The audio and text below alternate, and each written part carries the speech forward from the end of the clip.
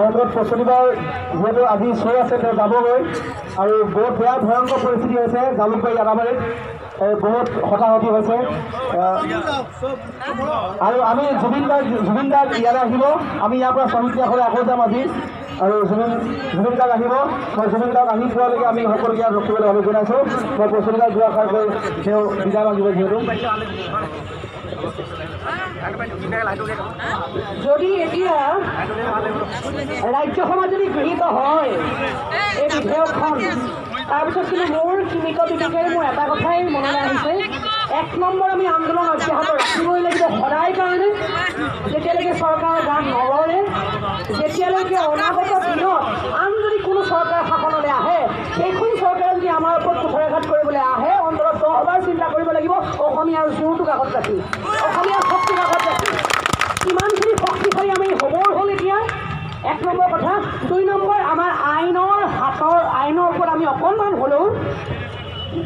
আমি আইনৰ কাষ চাপিবই লাগিব কাৰণ সকলোৱে জানে যে সুপ্ৰিম কোৰ্টত যদি আমি এপিল কৰোঁ এই বিধেয়কখনৰ বিৰুদ্ধে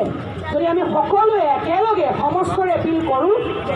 নাকচ হোৱাৰ সম্ভাৱনা 100% আছে কাৰণ আগে পিছে এনেকুৱা নজিৰ আছিলে গতিকে সকলোকে একান্ত অনুৰোধ অকল অনুষ্ঠান প্ৰতিষ্ঠানৰ ওপৰত আমি ভৰসা কৰি নাথাকোঁ সুখ নাহক কাৰণ আমাৰ সচৰাচৰ অসমীয়া মানুহৰ এটা স্বভাৱগত আমাৰ এটা প্ৰক্ৰিয়া যে অনুষ্ঠানটো আছে আজি আছোঁৱে কৰিব আমি লগত পিছে গ'লেই হ'ল খালি এতিয়া সেইটো সময় নাই কিন্তু আৰু এতিয়া কোনো অনুষ্ঠান প্ৰতিষ্ঠান সকলোৱে একেলগে কৰক অসমীয়া মানুহ প্ৰতিজন মানুহে এটা সকলো সাধুলে প্ৰতিজন অসমীয়া মানুহ এটা অনুষ্ঠান এতিয়া আপোনালোকে নিজে এটা অনুষ্ঠান হৈ সুপ্ৰিম কোৰ্টত আমি সকলোৱে আমি একেলগে এপিল কৰোঁ আহক এই বিধেয়কখনৰ বিৰুদ্ধে কাৰণ মোৰ যিমানখিনি সীমিত জ্ঞানেৰে মই কৈছোঁ ৰাজ্যসভাত বোধহয় চাগে গৃহীত কৰিবই তেওঁলোক গৈ আছে আজি কাৰণ ইমান দিনে যে হুংখাৰ নুশুনিলে আজি ছাত্ৰ ছাত্ৰীৰ ওপৰত গুলি বৰ্ষাবলৈ আৰম্ভ কৰিছে টিয়াৰ গেছ দিছে ইমানখিনি হিংসাত্মক যদি কাৰ্যকলাপলৈ তেওঁলোকে আগুৱাই গৈছে এইখন বিল গৃহীত নকৰাকৈ নাথাকে ইয়াৰ পিছত আমি কি কৰিম সেইটোহে আমাৰ কাৰণে ডাঙৰ কথা কিন্তু ইয়াৰ পিছত আমাৰ আন্দোলন কেনেকৈ আমি অব্যাহত ৰাখিম সেইটোহে আমাৰ কাৰণে ডাঙৰ কথা কাৰণ এতিয়া যদি আমি গৃহীতটো হ'লে আমি আৰু কি কৰিম এতিয়া যদি আমি হাত সাৱটি বহি থাকোঁ সেইটো ভাবি কাৰণ চৰকাৰে এইটোৱে ভাবি লৈছিলে আজি ইমান দিনে যে অসমীয়া মানুহৰ আন্দোলনহে আজি জাগিছে কাইলৈ আকৌ নাইকিয়া হৈ যাব